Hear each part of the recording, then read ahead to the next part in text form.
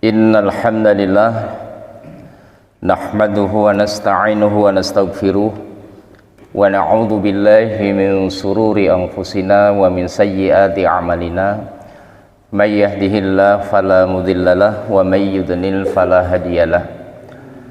Asyhadu an la ilaha illallah wahdahu la syarikalah wa asyhadu anna Muhammadan abduhu wa rasuluh la nabiyya wa rasula ba'dah. Allahumma salli wa sallim wa barik ala Muhammad wa ala alihi wa ashabihi wa man tabi'ahum bi ihsanin ila yaumil qiyamah, amma ba'd. Bapak, Ibu, saudara-saudaraku jamaah salat subuh rahimakumullah. Alhamdulillah, pagi ini kita menjadi orang yang paling berbahagia. Bagaimana tidak? Pertama, kita menjadi orang yang insya Allah mendapatkan derajat tinggi di sisi Allah. Setelah tadi sebelum makan sahur kita menyempatkan diri mendirikan sholat malam, walaupun tidak diwitiri lagi, karena janji Allah Subhanahu wa ta'ala, wa minal laili fatahajjat bihi nafilatan lak asa ayyab'atsaka rabbuka maqama mahmuda. Karena itu beruntunglah orang-orang yang menjaga sholat malam. Yang kedua, kita menjadi orang yang paling kaya di antara orang-orang yang kaya. Kapan? Ketika sebelum sholat subuh didirikan, kita melaksanakan dua rakaat sholat sunnah qabla subuh. Itu walaupun cuma 2 rakaat, kalau misalnya ditimbang itu lebih bagus daripada dunia ini dan isinya. Yang ketiga, kita baru saja melaksanakan ibadah sholat subuh yang disaksikan para malaikat. Bukan yang lain nggak disaksikan, tetapi malaikat membersamai kita ketika kita melaksanakan sholat subuh berjamaah. Dan yang keempat, kita insya Allah terlepas dari sifat munafik. Karena sesungguhnya mencirikan orang munafik itu gampang. Kalau sholat isya dan sholat subuhnya males, itu munafik tulen, Pak. Tapi nanti kalau punya tetangga begitu jangan dituding, nggak enak kita. Gitu. Wah, kamu munafik ya? Jangan. Nanti saya yang kena masalah, kena pasal. Tapi kalau bapak-bapak kita semua setiap isya subuh dengan rela hati bisa sholat jamaah, demi Allah, Pak, itu hati kita sudah diklirkan, nggak ada sifat munafik. Enak kan jadi orang nggak munafik itu? Hanya hadir sholat subuh dan sholat isya. Ini 4 keuntungan yang tidak akan didapatkan kecuali orang-orang yang ditolong Allah. Betul itu. Karena itu berbahagia sekali pagi ini kita bisa berkumpul dan bisa menambah-nambah perbekalan sebelum kita pulang ke kampung yang sesungguhnya, yaitu kampung akhirat. Nanti Batu Bara akan kita tinggalkan, Tanjung Bara akan kita tinggalkan, anak istri ditinggalkan, pokoknya balik maning. Kemana? Ke akhirat. Dan nggak ada yang bisa membawa mobil Patria, itu nggak ada, Pak. Nanti di akhirat nggak ada. Iya. Kemudian salawat dan salam semoga Allah tetapkan atas baginda Rasulullah Muhammad sallallahu alaihi wasallam, kepada keluarga, para sahabat dan kita sekalian yang senantiasa istiqomah di dalam mengikuti sunnah-sunnahnya ila yaumil qiyamah. Amin amin ya rabbal alamin. Bapak Ibu, sebelum bapak-bapak beraktivitas hari ini, saya akan menyampaikan kultum sedikit. Saya baca-baca sebuah buku lama ini, Pak, buku ini sebetulnya. Buku itu ditulis oleh Stephen R. Covey namanya. Stephen R. Covey. Ini jelas bukan orang Sangatta ini, Pak. Ini wartawan kawakan dari Inggris. Sekarang udah meninggal dia ini. Ada buku cakep dari tulisan dia itu, judulnya Principle Central Leadership. Bapak bisa klik di Google, nanti akan ketemu itu. Principle Central Leadership. Dia sebetulnya seorang peneliti dan juga wartawan, ya, pemerhati kehidupan sosial. Lah, Stephen R. Covey ini mengungkapkan, menyimpulkan, ya, dari hasil pembacaannya itu pikiran-pikiran Mahatma Gandhi. Mungkin kalau saya ngomong Mahatma Gandhi langsung Bapak tangkap orang itu orangnya kecil, pendek, kacamatanya bulat, kepalanya botak, dan sampai mati dia nggak pernah gundul, nggak pernah gondrong. Mahatma Gandhi. Karena itu yang gundul-gundul itu adalah rombongan Mahatma Gandhi. Loh, ini orang Islam kok ngomongin Mahatma Gandhi? Kita bukan ngomongin agamanya Mahatma Gandhi, tetapi yang kita curi adalah pikiran-pikirannya, yang oleh Stephen R. Covey diungkapkan di tengah-tengah kehidupan abad terakhir, bukan abad terakhir, abad 21 ini. Apa yang bisa kita simpulkan dari bukunya Stephen R. Covey itu? Bahwa ternyata manusia akhir zaman ini sedang ditimpa 7 dosa besar, dan mungkin termasuk kita. Kalau di hadis itu ada 7 dosa besar, 1 syirik, 2 durhaka kepada ibu bapak gitu ya, 3 sumpah palsu, 4 mencuri dan seterusnya itu ya. Ini ternyata ada juga versi dosa besar yang tidak diproduksi oleh hadis Nabi, tetapi nanti isi semangatnya sama. Dan ini justru muncul dari pikiran seorang Mahatma Gandhi yang kemudian merubah wajah India itu. Nah, apa 7 dosa besar manusia hari ini? Saya akan sampaikan kalau waktunya cukup ya 7-7-nya, kalau enggak nanti disambung setelah Isya. Pertama adalah dosa yang pertama adalah kekayaan diperoleh dengan cara tidak halal. Ini dosa besar pertama. Saya semalam itu pulang dari sholat tarawih itu iseng-iseng buka atau nyetel televisi ya di kamar itu.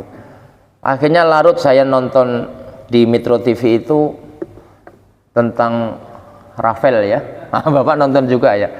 Sampai istrinya diwawancarai gitu ya. Sekarang kan sedang booming itu Pak ya, tentang mantan Dirjen Pajak ya, yang ternyata begitu mudah Allah itu membongkar aib gitu ya. Dia nyimpen baik-baik, dia tutupi rapet-rapet, tapi ternyata ada celah yang kemudian Allah harus tunjukkan kepada seluruh manusia ini bahwa ternyata beliau itu adalah termasuk kena dosa besar ini. Dan banyak yang menampilkan itu dari anaknya gitu. Bahkan sekarang terkait dengan ini ya, artis-artis itu Pak ya. Waduh, luar biasa. Semoga di majelis ini nggak ada yang punya hubungan dengan Rafael ini Pak. Amin ya. Jadi ini loh pertama sekali ini. Nah, saya ganti channel karena sudah terlalu lama gitu-gitu aja ya. Ketemu lagi berita gonjang-ganjing tentang dalam tanda petik pegawai Kementerian Keuangan yang diindikasikan, wah Bapak baca tuh ya, ternyata pada pesta pora uang. Masya Allah, ini gimana negara ini? Saya bosan lagi, ganti channel lagi, ketemu Pak Mahfud MD sedang berantem dengan DPR. Waduh, negara ini bagaimana ini? Sementara kami-kami yang di Lampung, orang kampung-kampung itu Pak, setiap ada rapat apa itu selalu diingetin bayar pajak sama Pak RT sama Pak Lurah itu. Kita ini malu, desa kita ini, kampung kita ini, keluarga kita ini. Kampung sebelah sudah bayar pajak, kita belum. Tapi tidak enak akhirnya. Kita sudah bayar pajak, begitu dikumpulkan uangnya malah dibeliin tas, beliin mobil oleh sebagian orang gitu. Dan ini bisa membuka peluang untuk kita juga loh.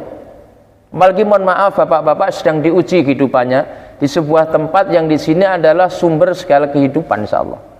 Jadi kalau nggak kita protek betul, kita bisa ikut ambil bagian dalam melakukan dosa besar.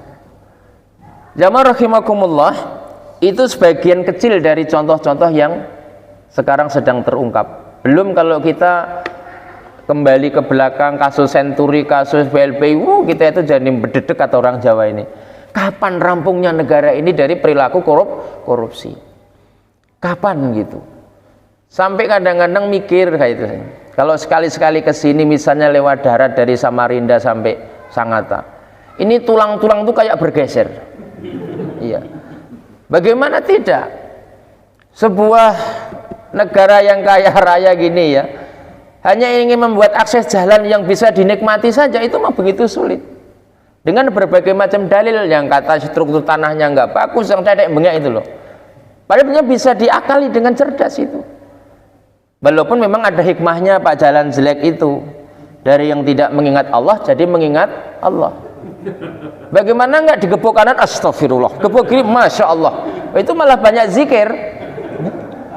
Tapi kalau lewat tol itu malah jarang ngomong subhanallah. Anteng aja sambil nyetel musik dia. Tahu-tahu nombor marka jalan mati dia. Tapi kalau jalan jelek itu enak Pak.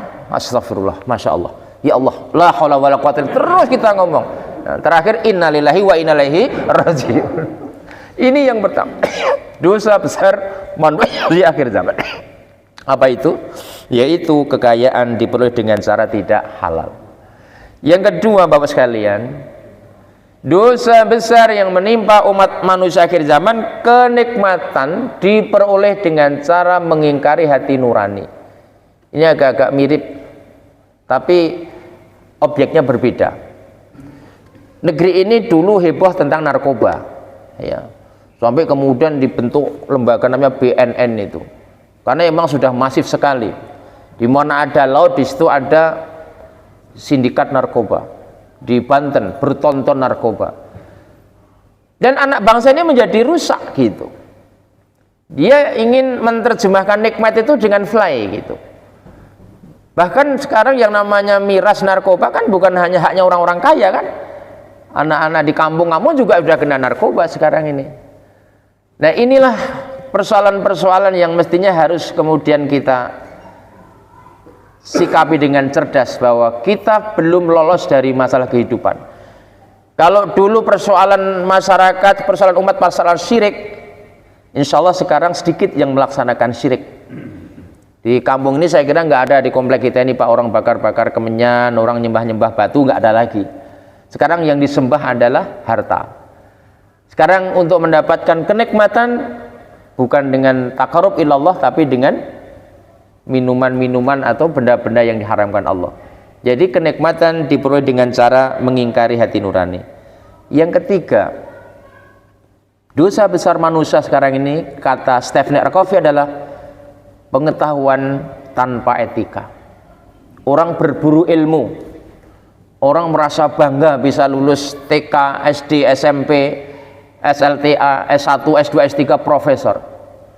Tapi ternyata semakin tinggi pendidikan tidak secara otomatis membentuk perilaku yang beradab. Ya kita nggak usahlah berpura-pura di negeri ini juga. Bagaimana seorang jenderal dengan gelar itu panjang dari Sangatta sampai Bontang gelarnya. Nah ternyata perancang pembunuhan. Kan kita menjadi terbelalak gitu loh. Loh, pendidikan yang Anda taruh di belakang nama Anda itu untuk apa? Ya. Sekarang kita bandingkan dengan orang-orang para salafus salih, orang-orang terdahulu Pak. Ya nggak usah ngomong Rasulullah terlalu tinggi lah. Abu Bakar itu SMP aja nggak lulus Pak. Nah, belum ada sekolah waktu itu. Abu Bakar, Umar, Utsman, Ali. Ali itu biangnya, gudangnya ilmu. Sampai dia mendapatkan branded namanya Babul Ilm. Ali itu Pak. Gudangnya ilmu. Dan tidak pernah menaruh gelar di belakangnya. Dikatakan al-alim, bukan dia yang ngomong al-alim, tapi orang yang bilang al-alim. Karena ternyata dengan knowledge, dengan pengetahuannya, dia mampu mendidik diri. Hari ini banyak orang mampu mencapai jenjang pendidikan maksimal, tapi tidak mampu atau gagal membangun etika. Bahkan kadang-kadang gelar itu dipakai untuk kesombongan diri. Misalnya di antara Bapak ingin nyalon anggota DPR, itu kalau nggak ada gelarnya kan agak minder Pak. Namanya cuma Sutrimo. Saya nggak mau nyoblos siapa? Cuma Sutrimo. Tapi kalau gelarnya itu Profesor Dr. Sutrimo, MSc, PhD, macam-macam, wah keren ini.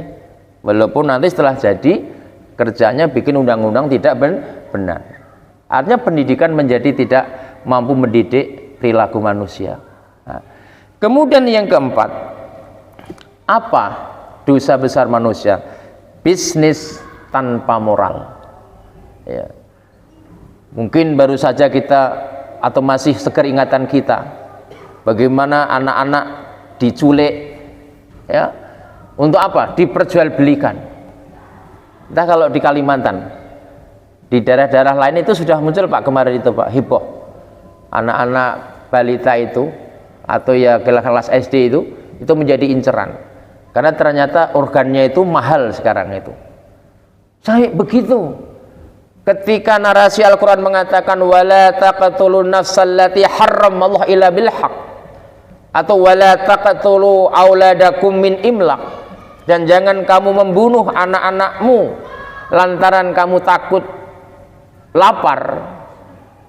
Sekarang malah ada orang tanpa merasa berdosa menghabisi generasi hanya karena urusan bisnis, urusan kekayaan. Ini tantangan kita, Pak. Jadi kita jangan hanya terlalu asyik di ruangan ini, tapi ternyata di luar sana masih banyak persoalan-persoalan besar. Yang kelima, ilmu pengetahuan tanpa nilai kemanusiaan. Itu juga penyakit orang hari ini. Pendidikan, wawasan yang mestinya bisa menyelamatkan, bisa menolong orang-orang lemah, ternyata malah digunakan untuk menghabisi orang-orang lemah. Ini kegagalan dunia hari ini. Kemudian yang keenam, termasuk dosa besar manusia adalah agama tanpa pengorbanan. Orang pengen masuk surga tetapi diajak bangun masjid males. Orang sudah ngapling surga, bahkan milih surganya Firdaus. Pengen masuk surga, saya pengen masuk surga Firdaus, sedekah 2.000 rupiah. Surga macam mana? Kok harganya 2.000 rupiah? Kadang kan di luar sini tentunya Pak ya, begitu sholat Jumat kan dia ngantongi uang 100.000, 50.000, 20.000, 10.000, 5.000, 2.000. Dia sibuk membuka dompet, dia pisir satu-satu, gini tangannya. Ternyata yang 2.000 jepit paling tengah, dia cabut. Terangkat 2.000-an, satu lecek, satu bagus. Wah, yang lecek diambil, yang bagus diblebesin lagi. Gitu-gitu pengen masuk surga. Kira-kira pantas gak gitu? Ya artinya begitulah Pak agama itu. Ya.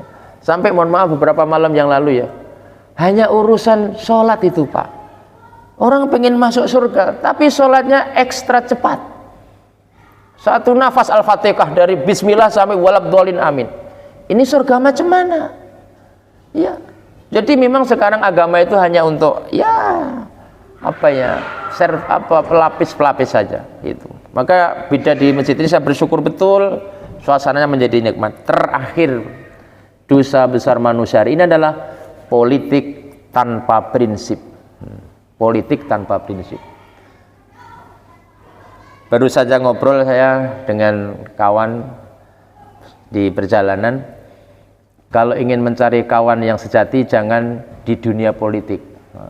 Loh kenapa saya tanya?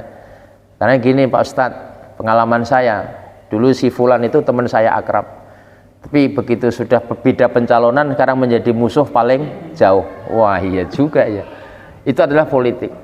Jadi termasuk yang merusak tatanan sekarang ini karena apa? Para pelaku politik itu tidak lagi mengedepankan prinsip-prinsip berdemokrasi yang benar. Sampai kemudian nanti ketika terjadi pemilihan pemimpin dalam level apapun, itu kita sedang mengingkari konsep kita namanya demokrasi itu. Padahal kita sepakat demokrasi itu kan kebebasan itu ya. Sama dengan kita masuk warung Padang, kan selera kita beda-beda Pak. Ada yang suka pakai rendang, ada yang suka semur jengkol, ya bebas. Tapi kalau sudah betul-betul fight, itu orang dipaksa harus sesuai dengan selera saya, itu kan kacau itu. Artinya teori-teori selama ini kita sedang berpura-pura. Inilah kebohongan kehidupan yang dibungkus dengan moralitas. Karena itu agama membongkar. Sesungguhnya Bapak sekalian, saya, Bapak, Ibu sholat puasa ini adalah untuk melawan virus jahat ini. Yang ini bisa saja mencelok, tahu mencelok ya Pak? Hinggap di pikiran saya, bisa singgah di hati Bapak Ibu sekalian. Tugas kita hari ini mumpung masih diberi kesempatan, puasa Ramadan ini adalah waktunya bersih-bersih diri. Lapar kita, haus kita, tilawah Quran kita, sholat tarawih kita, upayakan bisa untuk menyisir penyakit-penyakit ini yang tanpa kita sadari kadang-kadang menjadi panglima hidup kita. Dan itu adalah awal kehancuran kita.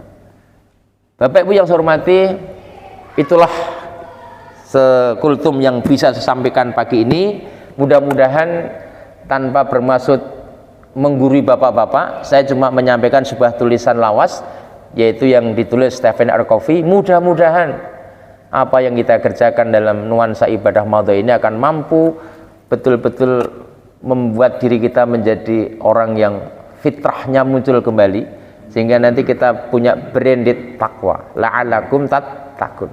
Karena itu mari kita nikmati ibadah ini, kita hayati kehidupan kita ini, dan tidak ada jalan yang bisa menyelamatkan kita kecuali ar-ruju ila dinul Islam, kembali kepada ajaran Islam. Mudah-mudahan istiqomah sampai di ujung kehidupan kita. Amin ya rabbal alamin. Terima kasih Bapak sekalian, selamat beraktivitas. Mudah-mudahan hari ini mendapatkan rezeki yang berkah, dikasih umur panjang, anak-anak kita soleh-solehah, dan kita nanti dikumpulkan di surga bersama-sama Pak, nanti Pak kita, insyaallah. Walaupun saya dari Lampung, Bapak dari Kalimantan, nanti kita ketemu di surga. Dan saya janji nanti di surga tidak ada kultum lagi Pak. Nah, karena kita tinggal menikmati surga, tinggal wedangan, ngopi, tinggal ini, dan pelayannya nanti bidadari bermata jeli, dan di surga tidak ada masker, pokoknya bebas. Ayo. Demikian, mudah-mudahan bermanfaat. Mari kita akhiri dengan doa kafaratul majlis. Subhanakallahumma wa bihamdika asyhadu an la ilaha illa anta astaghfiruka wa atubu ilaik. Billahi taufiq wal hidayah, nasrun minallah wa fadhun qarib wa basyiril mu'minin. Wassalamualaikum warahmatullahi wabarakatuh.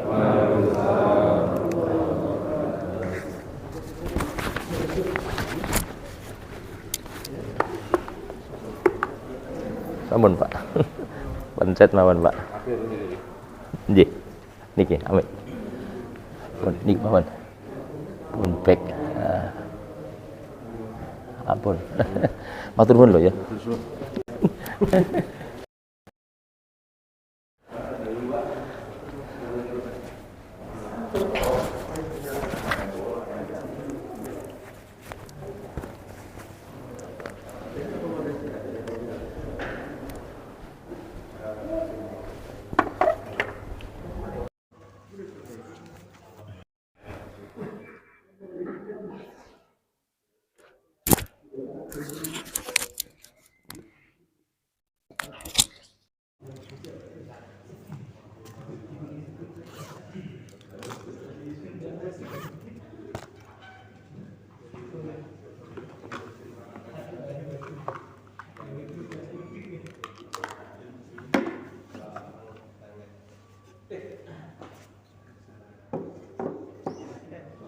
Nanti kalau Ustaz ya kirim.